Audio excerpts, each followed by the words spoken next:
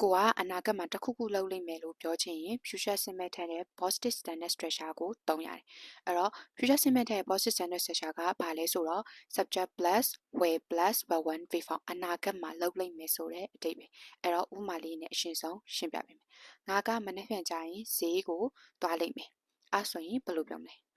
I will go to the market tomorrow သူမကမင်းရဲ့အိမ်စာတွေကိုကူညီပေးလိမ့်မယ်။ She will help you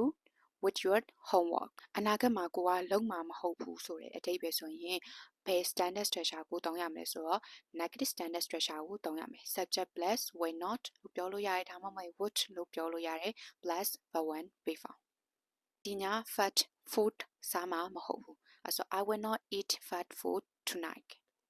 သူဒီညပါတီပွဲကိုလာမှာမဟုတ်ဘူးအဲ့ဆိုရင် he will not can to the party tonight ဒါကတော့စားမလားလာမလားသွားမလားလို့ပြောချင်တဲ့အခါကျရင်သုံးတဲ့ caution standard structure အဲ့ဒါကိုဘယ်လိုသုံးလဲဆိုတာကို example လေးနဲ့ကြည့်ရအောင်မင်းငါနဲ့ညစာစားမလား Will you join me for dinner သူစာမေးပွဲအောင်ပါမလား Will he pass that exam ဒါလားဆိုရင် future simple tense နဲ့အနာဂတ်မှာဘယ်လိုအကြောင်းအရာလေးတွေပြောလို့ရမယ်ဆိုတာကိုသိသွားပြီလို့ထင်တယ်။မနေ့ပြန်ကြရင်ဒီအကြောင်းအရာလေးနဲ့ပတ်သက်ပြီးတော့မြန်မာလိုတွေးပြီးတော့အင်္ဂလိပ်လိုလေးရေးကြည့်ရအောင်။ Bye bye, see you in the next video.